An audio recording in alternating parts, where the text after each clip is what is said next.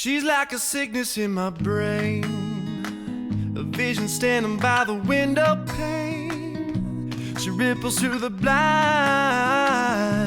and leaves me in a daze. It's in the way her body moves me, the way she grabs me and intoxicates, until the signals in my mind forget to operate. Fragile skull, I take my pleasure from my alcohol. She'll never give you any time at all. She just comes and goes, you know, and she's got me living in a chemical love, and Hello everybody, welcome back to my channel. Thank you for joining me for another coffee and crime time. And this is sort of a part 2 or a continuation of the last video during which we went over the confession that Brian Laundrie had left behind, where he claimed Gabby Petito's death at his hands had been an act of mercy and love. So if you haven't seen that video yet, I'll link it in the description box. I just really changed my shirt so it would be easier for me to distinguish between the two videos, but it's the same day. I'm recording this directly after. And in this video, we're discussing the civil lawsuit that Gabby's parents, Nicole Schmidt and Joe Petito, have brought against Brian's parents, Christopher and Roberta Laundrie. Now, the lawsuit alleges that the Laundries knew Gabby was dead as early as August 28th, and they refused to cooperate with law enforcement. As I mentioned in the last video, there have always been questions from me about how much these two people knew, and I'm aware that when it comes to family and children, there's no telling how far a parent will go to protect their child. Specifically, the way that Brian Laundrie's remains were located by his own father after over a month of official law enforcement and FBI searches in that same area, that's always been a factor that hasn't sat well with me and many other people. And we're going to go over all of that today. But first, before we dive in, let's have a word from the sponsor of today's video, Surfshark VPN. You know I always say it, and I'll say it again. If you are not using a VPN, you should be. And in my opinion, there's no better VPN out there than Surfshark VPN. Surfshark is a modern VPN designed with the user in mind. And it means that their utilities are not only powered by robust security mechanisms, but it's simple and easy to use, which is great for me because I'm hopeless when it comes to technology. The more simple, the more intuitive, the better for me. And I think that anyone would agree. No matter how technologically savvy you are, we don't need to be jumping through hoops to stay protected on the internet. Surfshark VPN is jam-packed with features that go way beyond the basics. Surfshark secures your data with industry-leading measures by using uncrackable encryption, which protects your passwords, private messages, photos, videos, really anything that you want to keep private. Surfshark VPN helps you do that. I also love that using Surfshark VPN opens up the internet to everyone because Surfshark believes that no matter where you are, you should be able to wander the internet freely and safely, which is why they give you access to 3,200 servers in 65 countries with no borders mode. And that includes being able to unlock 15 of the largest Netflix country libraries, including the US and Japan. All you have to do is connect to the server in that country. It's literally that quick and literally that easy. This also allows you to avoid geo-blocking, and you can reach your favorite sites and services and content, even in countries that ban them, because Surfshark bypasses censorship and geo-blocking. I love that every time I see a YouTube video and it says like this isn't available in your area, or I'm trying to watch a college basketball game on Watch ESPN and it says this isn't available in your area. Before I was using Surfshark VPN, all I would do is just get mad and like curses, I can't watch this. Now I can just use Surfshark VPN to make it look like I'm somewhere else and I'm watching what I want to watch in minutes. Best of all, Surfshark can be installed and run on unlimited devices. And when Surfshark says unlimited devices, they mean it. Your phone, your husband's phone, your computers, your kids' tablets, your kids' computers, your mom's computer, everything truly unlimited. And Surfshark also has apps for all platforms: PC, Mac, Linux, Android, iOS, smart TVs, Amazon Fire Stick, Apple TV, Chrome, Firefox, Xbox, and PlayStation. And Surfshark has some of the best customer service of any company I've ever used. It's very important to me that a company has good customer service, and Surfshark does. It's available to you live and 24/7, and it ensures that any issues you have will be solved quickly. And Surfshark also has a strict no logs policy, which means they don't store your data or your information at any time for any reason, unlike your internet service provider. Surfshark is so sure that you'll find so many benefits from using their VPN that they also offer a 30-day money-back guarantee, which gives you plenty of time to try Surfshark risk-free. Right now, for a limited time, you can get 83% off a 2-year plan plus 3 extra months for free at surfshark.deals/stephanieharlowe. This special offer makes your subscription just $2.21 per month so you can browse securely on all your devices. Once again, all you have to do to get 83% off a 2-year plan plus 3 extra months for free of Surfshark is go to surfshark.deals/stephanieharlowe, and there's an E on the end of Stephanie and Harlowe. Check them out. Well worth it. Thank you so much to Surfshark for sponsoring today's video, and let's dive in. So in March of 2022, Joe Petito and Nicole Schmidt filed a lawsuit against Christopher and Roberta Laundrie, alleging that they knew Gabby was dead and that they were planning to help Brian escape punishment. The suit claims that Brian told his parents that Gabby was dead on August 28th, the same day that the Laundries contacted their attorney, Stephen Bertolino, and 5 days later, on September 2nd, the Laundries paid Bertolino's retainer. The suit also claims, quote, while Joseph Petito and Nicole Schmidt were desperately searching for information concerning their daughter, Christopher Laundrie and Roberta Laundrie were keeping the whereabouts of Brian Laundrie secret, and it is believed were making arrangements for him to leave the country, end quote. So let's go back to September 1st, 2021, when Brian Laundrie pulled into his Northport, Florida home, a home he shared with his parents, and a home he had previously shared with his girlfriend, Gabby Petito.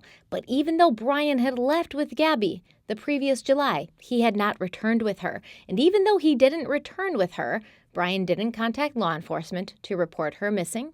He didn't call her parents to update them on what was going on with their daughter. And he didn't answer any calls or texts from Gabby's parents, who were incredibly worried about Gabby since they hadn't heard from her in days, and she was usually in contact with them every single day. On September 4th, Brian and his mother Roberta went to the AT&T store in Northport, and they purchased Brian a new phone with a new phone number. Now keep in mind, most of Gabby's family lived in New York. I believe that her father, Joe Petito, did live in Florida, but not Northport. So the majority of Gabby's family members, they would have no way of knowing that Brian had returned to Florida without Gabby because they couldn't get a hold of Gabby or Brian.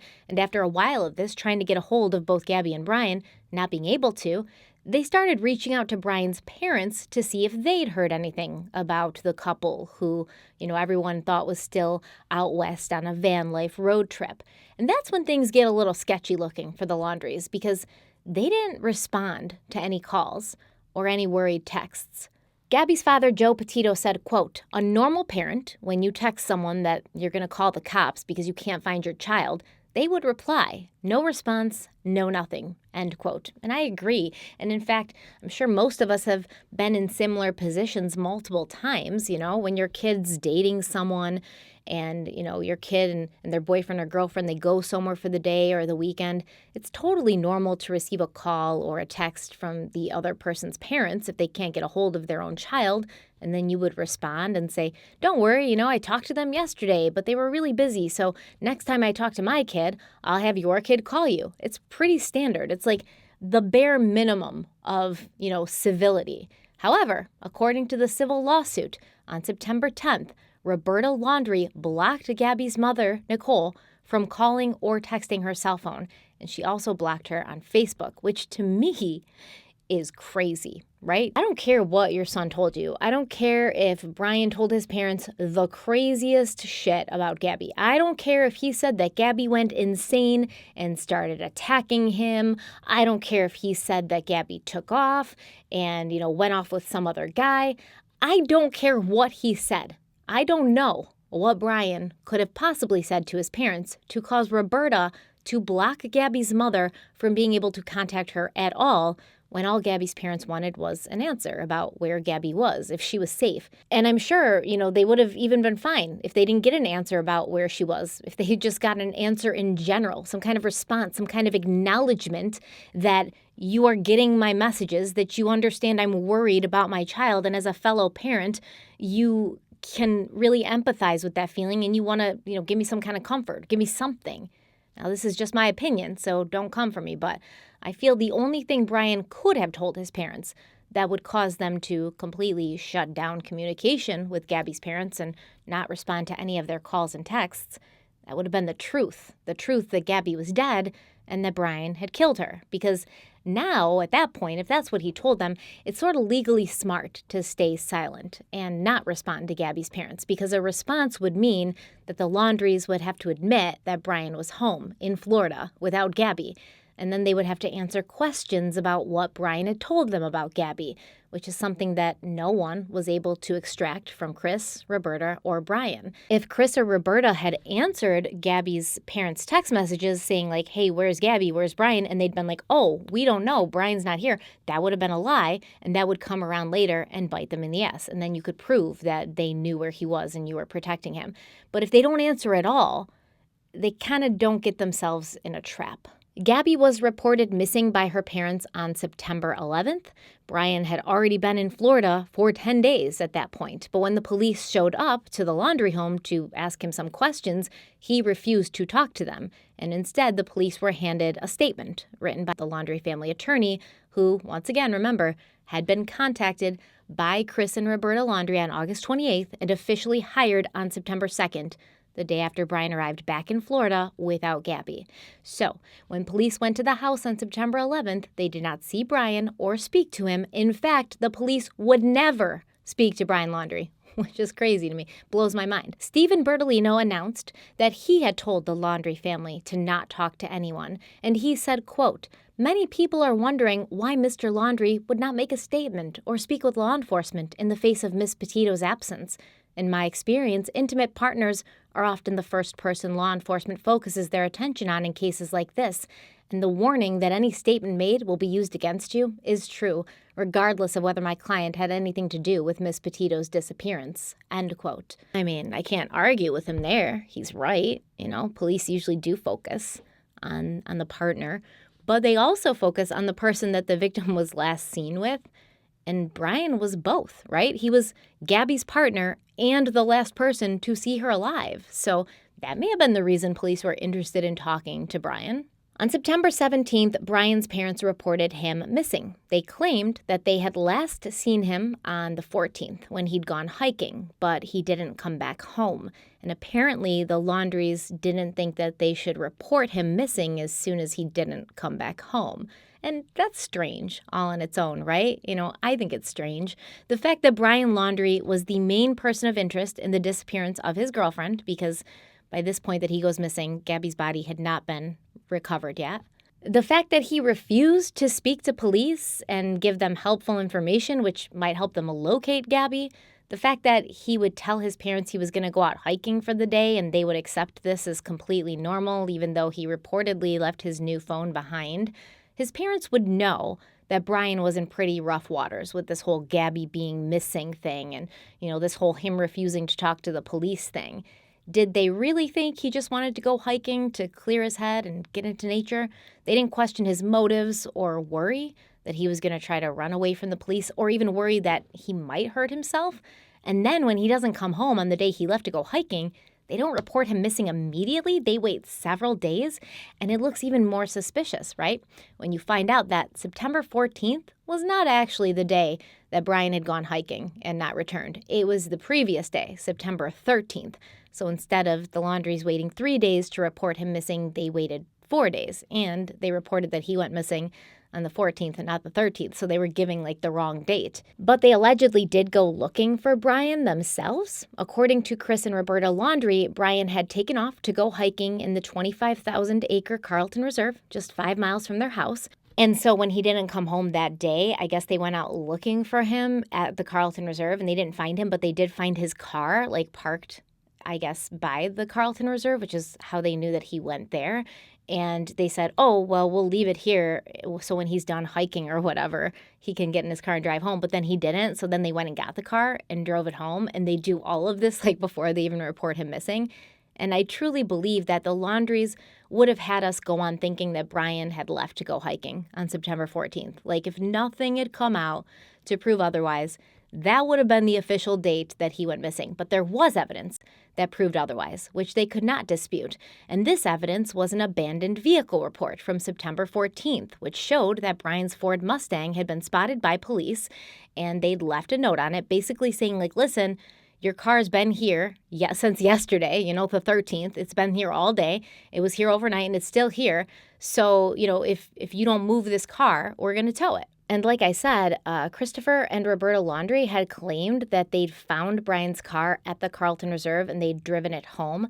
But the police report shows the car was actually left at 6968 Reisterstown Road by the smaller 200-acre Makahatchee Environmental Park. Probably didn't say that right. Mahakachi?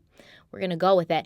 So it wasn't the Carlton Reserve at all that his car was parked at. However, these two areas are connected by a 12-mile trail. So I guess, you could park at the Makahatchee Nature Park and then walk to the Carlton Reserve through that 12-mile trail.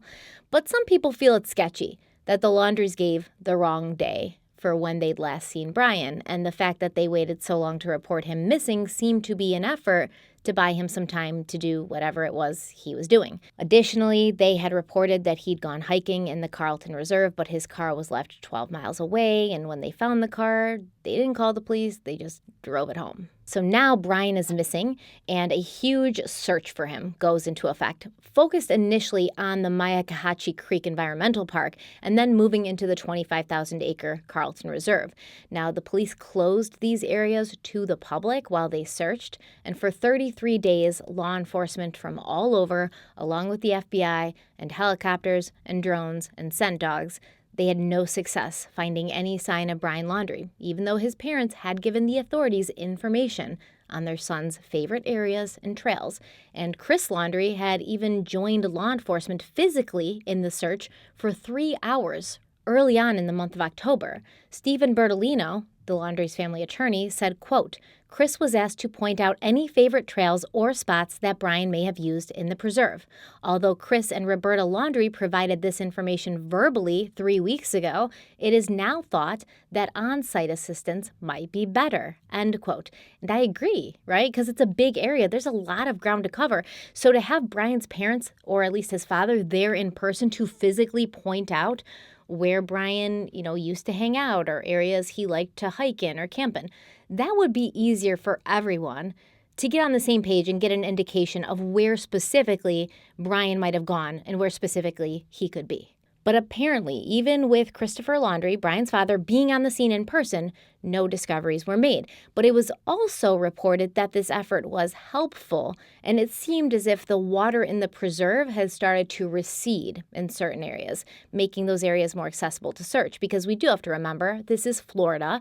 It's wet, it rains a lot, and there are 3 phases to Florida's rainy seasons, right? You've got late May through June, and that's when there's a lot of severe storms, heavy rainfall, things like that. Then you have July through early September when the rainy season peaks with heavy rainfall and seasonal river flooding, and then mid-September through early October, which is kind of the wind down phase.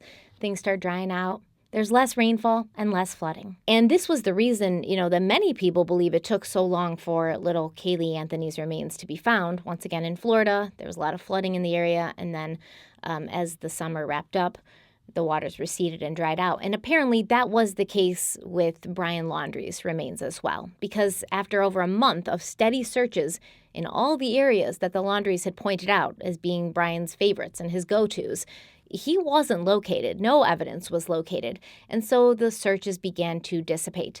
And eventually, I think it was 33 days after the searches started, law enforcement opened up the Carlton Reserve to the public again. And it was October 20th, so it was like the first or second day that the reserve was opened up again to the public. Christopher and Roberta Laundrie, Brian's parents, they left their home at 7:15 a.m. to head to the Carlton Reserve and look for Brian themselves. Because, teams and teams of trained law enforcement, search and rescue people, scent dogs, it ain't got nothing on a parent's instincts. At this point, the Laundries were followed to the reserve by 2 law enforcement officials, as well as a film crew and a reporter from Fox News. So this news camera actually captured what the Laundries were doing when they entered the Carlton Nature Reserve, and the Laundries were seen sort of moving in and out of areas of brush before separating for about roughly 12 minutes as Christopher Laundrie led 2 police officers into the brush on the left side of the trail, and he then returned to the trail without them. Chris and Roberta continued on, and there's a video showing Chris wading through another patch of bushes while Roberta stands motionless in the middle of the trail, looking in the other direction. The video then cuts to Christopher Laundrie holding a white bag and speaking to his wife. This was apparently the dry bag, the bag that held the notebook, which contained Brian Laundrie's confession that he'd killed Gabby to put her out of her pain. So obviously, everyone thinks this is very coincidental, right? Like, it's definitely suspicious. I'm not saying it is suspicious, okay? I don't mean to say it. It definitely seems suspicious and shady. Shady as fuck, okay? I'm not going to lie to you here. Everyone was saying when it happened, like, this is weird. 'Cause it is. It is. Even if it's completely coincidental, even if it's completely just like, oh, what are the odds? It seems weird. So the Laundrie family attorney, Stephen Bertolino, he explained that Christopher Laundrie, Brian's dad, he found Brian's dry bag in full view of the reporter who was 20 feet away. And Chris hadn't wanted to pick up the bag because he wanted the police to see it and, collect it into evidence. But, quote, Chris couldn't find the law enforcement because they were out of the sight because Chris had been in the woods, so he didn't want to leave the bag there with the news reporter standing nearby, so he picked it up, end quote. First of all, I want to say, okay, I think it would have been far less suspicious to everyone if the news reporter had grabbed that bag. Anyone besides the parents of Brian Laundrie. Okay, anyone could have grabbed that bag and it would have been less suspicious than the parents of Brian Laundrie grabbing that bag. Secondly, why in the world would a professional news reporter go running into the woods and start messing with evidence on camera? He might have gotten a shot of the bag. He might have been like, hey, get a shot of this. If he even did that, he most likely would have done nothing and just stood there in that same spot watching them and waiting for the police to pull it out. No reporter's going to film themselves tampering with evidence in such a massive and public case. So that's kind of ridiculous to be like, oh, Chris had to grab it, so the reporter didn't. Stephen Bertolino also claims that this was the same area of the park that the Laundries had initially told law enforcement about on September 17th, saying, quote, Mr. Laundrie informed me that it was quite near the entrance. He put a time frame of about 30 minutes in, a mile or 2 into the reserve, end quote. And it was theorized that this area where Brian's remains and book bag and the dry bag would eventually be found, it was most likely covered in water when authorities had been searching back in, September.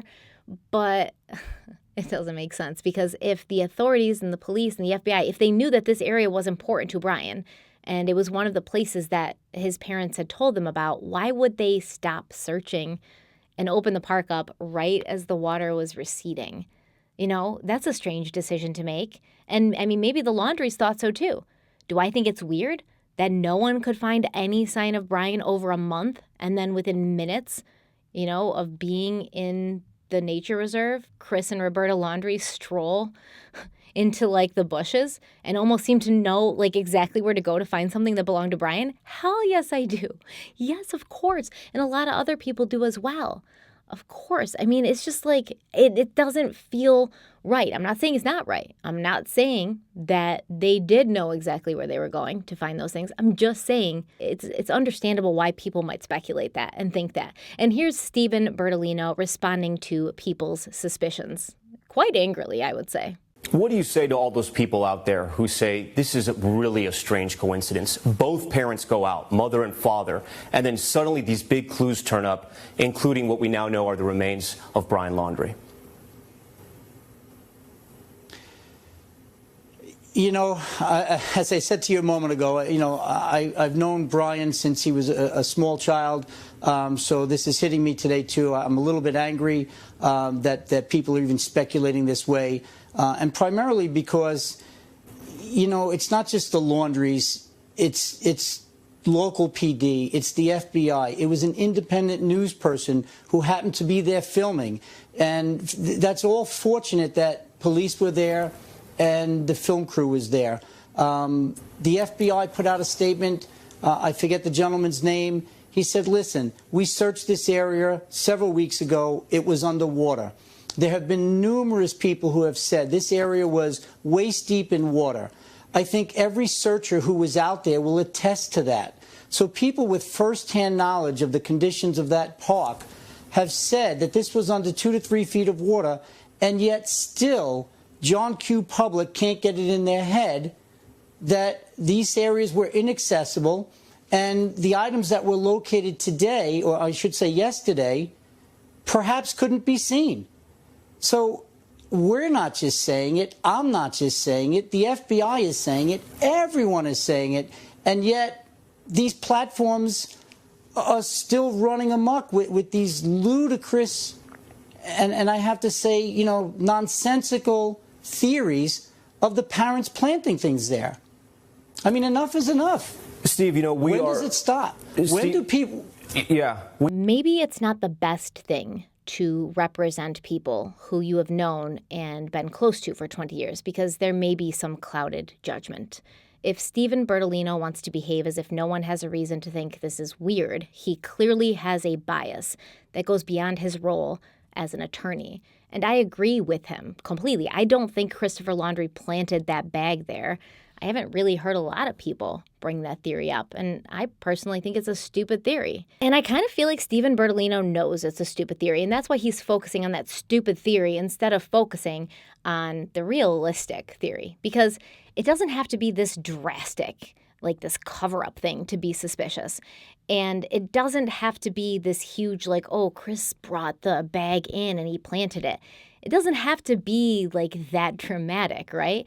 To support the Petito family claim that the Laundries knew where their son was all along. Let's say, theoretically, allegedly, that Brian told his parents what had happened. And he told them what he was going to do and where he would be in the Carlton Nature Reserve when he did it. He said, Mom, Dad, give me some time to do what I got to do. Don't report me missing right away because this is a serious task ahead of me. And honestly, I don't know if I can do it or how long it'll take for me to build whatever I need to build in order to do this and see it through. So I don't want the police out there looking for me before I know it's done. So if you don't hear from me within X amount of days, let's say 3-4 days, then you can report me missing. The police and the authorities will start looking for me. They'll find my body and the note that I have left in the notebook, which I will put in a dry bag so everyone can read it once I'm gone. And in this note, I'll tell them to go easy on you. Don't worry. But then everyone's looking for Brian, right? The FBI, helicopters, drones, police, like ATVs. No one can find him. And as the weeks go on and no one finds Brian, Roberta and Christopher Laundrie are starting to look real sketchy. They were the ones who said Brian went hiking in the first place, but no one found Brian when he was hiking, so maybe the Laundries were lying, and maybe they actually helped him escape, and he wasn't even in Florida or the United States anymore, and this whole Carlton Reserve story was just a red herring meant to distract law enforcement and the public, while Brian gets away scot-free. That's what people were thinking at that time, and I was one of them. I mean, not completely. It was one of the theories I was entertaining, but I was like, it's weird that he went hiking, they didn't report him missing, and then, they found his car, but they didn't call the police, they brought it home, and then all of a sudden we've got these extensive searches for this guy, and nobody's finding him. Is he even there? Are we wasting our time? Are the police looking over here while the magician does the trick with the hand over here? A lot of people thought that. And so then people were mad. Understandably, people were mad, and people began showing up outside the Laundrie home, yelling at them, throwing things at them. It was actually a mess. I do not condone that stuff. I do not suggest doing it. Like, you got to leave people alone. Understandable being angry about what had happened, about the fact that, there is a chance, allegedly, maybe don't come for me, that the Laundries knew more than they said, but you can't be like going and screaming outside of people's houses like an angry mob. I would hope we're more evolved than that. It got so bad that Chris and Roberta couldn't even leave their house without being like yelled at and assaulted. And as time goes by, there's more and more people outside the house, more and more people getting angry. Where's Brian? They want to know. Justice for Gabby. Chris and Roberta are over here like, shit, he should have been found by now. The longer he isn't found, the more people think we know where he is, and the more people think we helped him get away. And the more people think that, the more harassment we are getting. Like, we cannot have normal lives at this point. So, in early October, Christopher Laundrie goes to help law enforcement and show them the place, but it's covered in water, and he can't very well insist that they get like a dive team in there and look under the water, because that would be sketchy, because it would seem like he knew where to look. So Chris and Roberta wait. They bide their time until the drier season, and then they bide their time until the park opens back up to the public, and then they go there and they find the dry bag with the note, which leads police to Brian's book bag and then his remains. And if you want something done right, you got to do it yourself. See, it doesn't need to be some grand conspiracy of the Laundries smuggling their son to South America or planting evidence. It simply could be the fact that they knew where he was, allegedly. If they knew where he was, that means they knew probably what he was doing there, and they bought him time to do it so that the police would find him dead, not alive, and no one would ever be able to get the true story from Brian, and he would never face true justice, if that's what happened. I'm just saying, that's just a theory. This could have happened. I'm not saying it's what happened. If that's what happened, it's a problem, and Gabby's parents have an actual, legitimate lawsuit on their hands. Now, Patrick Riley, who is one of the Petito family's attorneys, he claimed that the police found other things, including a letter to Brian from Roberta, whose envelope said "burn after reading." Riley said that he's read this letter, and he believes that it was found in the van during an earlier search of the Laundrie home, so it wasn't something that was found with Brian's remains. Someone should ask him to release the letter that Roberta Laundrie wrote to Brian Laundrie, that on the envelope says "burn after you read this." So there was a letter from Roberta to Brian within the notebook? No, it was not within the notebook. It was a separate letter. That was found out there with the notebook, though? My understanding is that the letter at one point had been in the van, but then it was taken from the Laundrie home during the time when the search warrant was executed. So a letter from Roberta to Brian that said "burn this letter" after Yes. you read it. And were Yes. you able to read the letter? Yes, I was. I'll tell you that I had an idea what was in the letter before I read it. I knew about the letter. I don't believe Mr. Bertolino knew about the letter, and the surprise on his face was very interesting as he read that letter. That was All I today. can say, he has the letter. He has the original of the letter. And I've asked him to maintain that for purposes of the litigation. I don't have a copy of it. I expect I'll be getting a copy of it. He wouldn't allow me to get a copy of it today. But within that letter is an offer from Roberta Laundrie to assist her son. I don't want to say more because I don't have the letter, but it's a pretty interesting, pretty odd letter. So a letter from Roberta to Brian to assist her son, assist him to do what? Let me back up and say there's no date on the letter. But it would appear that the letter was written between the time that Gabby was murdered and Brian committed suicide. There's scenarios presented by Roberta in that letter. For example, if you go to jail, I'll bake a cake and I'll put a knife in it or a saw in it. There was also something referenced in that letter about Gabby, and I'd rather not go any further. That at this point, the letter will speak for itself, and I don't want to paraphrase incorrectly what the letter said. I understand. I just want to make sure I can report it correctly. So was she sort of offering to help him kill himself? Is that what you're saying? No. Okay. No. It was as I said, it was an offer that had to do with Gabby. after she was already dead. That's my belief. And you can't say anything more about what that offer was? I'm not comfortable without having it in front of me because I'll be paraphrasing, and I don't want to paraphrase something that serious. In June, the first hearing in the lawsuit was held to determine if the case would proceed to a jury, and Judge Hunter W. Carroll heard arguments from both sides, even though Christopher and Roberta Laundrie did not show up in person. The Petito family lawyer mentioned that Roberta, Christopher, and Brian Laundrie had all gone camping together at Fort DeSoto Park between September 6th and September 8th while Gabby was missing, and while her parents were desperately reaching out trying to get some answers as to where she was. Now, Brian and Gabby had actually been to the same park the previous February, and this park, Fort DeSoto Park, it's, I think, 75 miles away from the Laundrie's home in North Point. And, this picture was taken there. This is a picture of Gabby and Brian smiling through the bars of the park's historical fort. And it's kind of eerie to me. It's sort of like a prophecy because Brian's holding the bars, I think, and he's looking out, and Gabby is standing next to him and she's looking at him. So it's almost like this prophecy of what's going to happen. He's going to be behind bars and she's looking at him almost as if to say, like, you're where you belong. You did this to me. I don't know. That's just the flash I got when I saw the picture. And the weird thing is, no one knows why the Laundries and Brian decided to take this 2-day camping trip, 75 miles away from their house. It does seem odd to go on a family camping trip when your son's girlfriend is missing and people are trying to get answers from you and he's like the main suspect in the fact that she's missing. It just seems like a very weird thing to do. And I've always wondered, what was it for?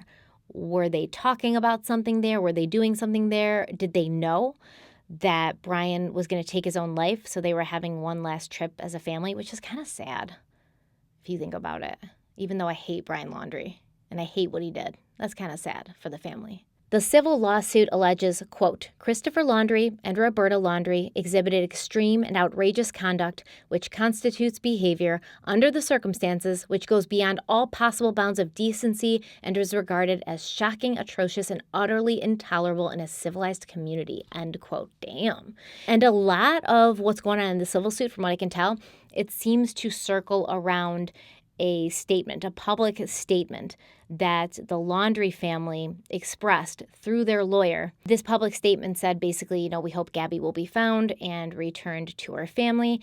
And the Petitos felt, this was kind of messed up. If Chris and Roberta already knew what had happened, which the Petito family believes they did, then for them to say something like, we hope she's returned to her family is just kind of messed up. It's kind of like, atrocious. Now, Stephen Bertolino, who's actually, I believe, the one who made this statement, who gave this public statement on behalf of the family, he argued that family, the Laundries, were asserting their Fifth Amendment right to not incriminate themselves, saying, quote, they did what most people would and should do, end quote. And he means when they weren't talking, when they wouldn't talk to anybody, they did what most people would and should do. The attorney for the Laundries argued that the Laundries had a constitutional right not to tell anyone what they did or did not know, and thus the Petitos' lawsuit is baseless. The conduct has to be atrocious and utterly intolerable in a civilized society.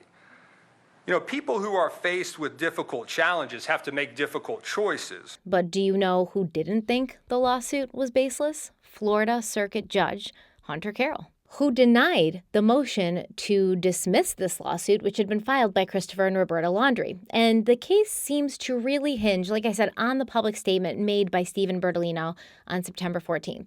However, the Laundries did release a statement on September 14th last year that read in part, it is our hope that the search for Miss Petito is successful and that Miss Petito is reunited with her family.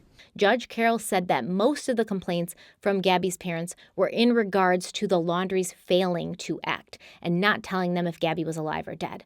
And Judge Carroll claimed that if the case was about the Laundries remaining silent, and they had remained silent, he would have ruled in their favor, but they hadn't remained silent. They'd released that September 14th statement. Rickman points out the Petitos claim the Laundries already knew by then that Brian had killed Gabby. And Rickman says that could be key. They're not invoking the right to remain silent. They're actually saying something through their attorney, which the Petitos are going to argue caused them severe emotional distress. Brian Laundrie came home in Gabby Petito's van by himself to his family's home. That family, knowing that Gabby was dead, knowing their son had murdered her, knowing where the body was. The Laundries claim that their September 14th statement was not outrageous, it was simply a statement. But the Petito family attorneys claimed that Chris and Roberta knew the statement was false and they had given it to create false hope, knowing not only that Gabby was dead, but where her body was located. Judge Carroll said that the statement alone was not outrageous, but combined with the other conduct in the case, it did look bad. And if it was true that the Laundries knew what had happened to Gabby at the time of the statement would be deemed particularly callous and cruel and sufficiently outrageous to state claims for intentional infliction of emotional distress. Now, Stephen Bertolino, the Laundrie family attorney, he's obviously annoyed that the judge did not rule in their favor. And Patrick Riley, who is the Petito's family attorney, he said, quote, "Joe and Nicole look forward to discovering the information the Laundries knew about Gabby's death and her whereabouts, and in particular, getting a copy of any correspondence, emails, and texts exchanged during the difficult period when Gabby's whereabouts were unknown," end quote. I'm looking forward to knowing all of that stuff too, because let's be honest, it's hard to believe that by September 14th, Chris and Roberta Laundrie were still completely in the dark about what had happened between Brian and Gabby. I'm not saying that they knew everything. I'm not even saying they knew anything because I have no proof. But what I do possess is common sense. And let's look at this from a common sense perspective, allegedly, theoretically. Brian comes home on September 1st without Gabby. His parents say, "Where's Gabby?" Now, this could go a couple of different ways, right? Brian either lies, he says nothing, or he tells his parents the truth about what happened. And if things had remained this way, I might believe that Chris and Roberta knew nothing, because if Brian lied, they'd have no reason to not believe him. You know, if he said like, oh, she went with her friend, or she met a friend in Yosemite and she's going to come home later, they'd be like, okay, they'd have no reason to question him. But then they start getting texts and calls from Gabby's parents, and these messages, they're panicked. They're like, hey, no one's been able to reach Gabby or Brian in days. Gabby's phone's turned off. Gabby's parents are worried about her. Now, at this point, a few things would logically happen. Either Chris and Roberta would be surprised and immediately write back or call back and say, hey, what's going on? You know, what are you talking about? Brian's home. They might respond and say, hey, we don't know where Gabby is, but Brian's been home since September 1st. I hope you find her. Let us know if we can help. Or they get these messages and they're confused because Brian lied to them. So they decide to check with Brian before responding. And at this point, one of two things happens. Brian lies again, or he tells the truth. Now, if he lied again, I have a feeling that the Laundries would respond to Gabby's parents and they'd say, hey, sorry you can't find Gabby, but Brian said this is what happened. She should be in Utah still. That's where he left her. She ran off with some other guy, or she's at Yosemite. She met up with her friend there. It was her friend's birthday and they decided to spend a week together before she comes home. Whatever kind of lie Brian told, they would just repeat to Gabby's family. Now, if Brian told them the truth, it makes perfect sense that they wouldn't respond, especially because at this time they already had a lawyer on retainer telling them not to respond. Now, I believe it's possible that Brian told his parents Gabby was dead, but it had been an accident, or maybe he told them that stupid mercy killing story that no one with two brain cells to rub together would ever believe. But even if he told them it was an accident, it means they knew she was no longer alive, and they let her parents worry, and they let the authorities search for weeks on end, and they let Brian go off hiking. So I really don't see a universe that exists in which Chris and Roberta Laundrie did not know what had happened to Gabby by September 14th. And if I'm being honest about my feelings, these are just my feelings, all right? Allegedly, don't come for me. They probably did know as early as August 28th, which is why they hired a lawyer. But I have no proof of that. It's just my opinion. I think it's still legal to have an opinion, It's just theoretically what I think may have happened. But do you know what I'm saying? Like, it just doesn't make sense. And any way that you cut this choose your own adventure, they knew something was up way before September 14th. And now, because we live in this world, we have something called The Gabby Petito Story, a Lifetime movie that's supposed to premiere on October 1st, and I just don't know how I feel about it, but I don't feel good about it.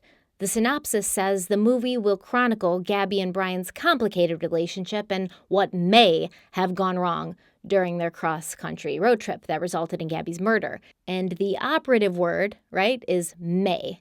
May explain what went wrong. We don't know what happened. We assume there was a fight. We assume that Brian killed Gabby because of whatever fight they were having. But as far as the specifics about what they were fighting about or even what they typically fought about, that's all still elusive and we'll probably never know. So are the producers and writers of the film just going to make that up, or have they talked to Gabby's family and gotten more insight into what issues in the relationship were like, what those repeated unresolved arguments were like? I don't know if Gabby's parents are on board for this Lifetime movie, but for me, it's literally the epitome of too soon.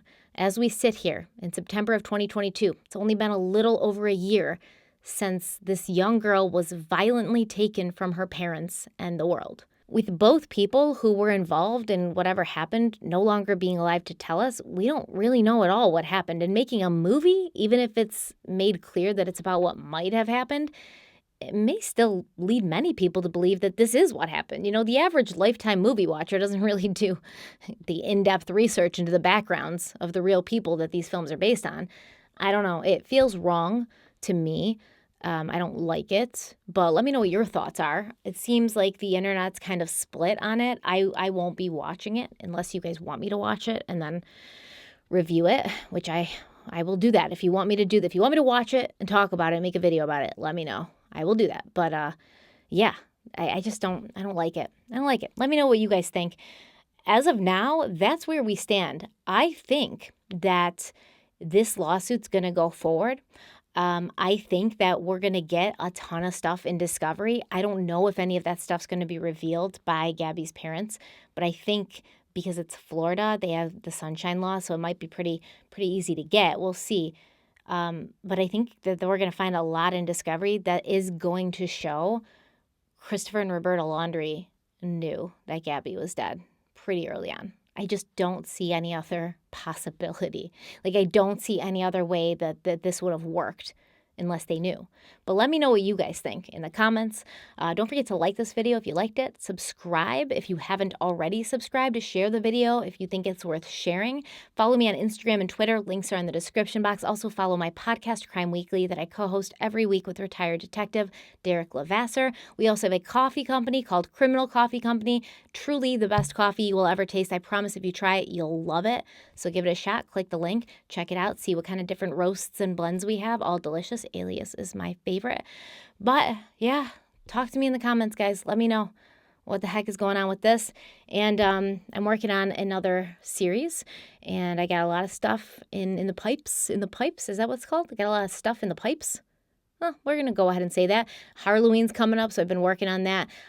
So a lot of stuff coming. Thank you guys so much for being here. Stay kind, stay beautiful, stay safe, and I'll see you very soon.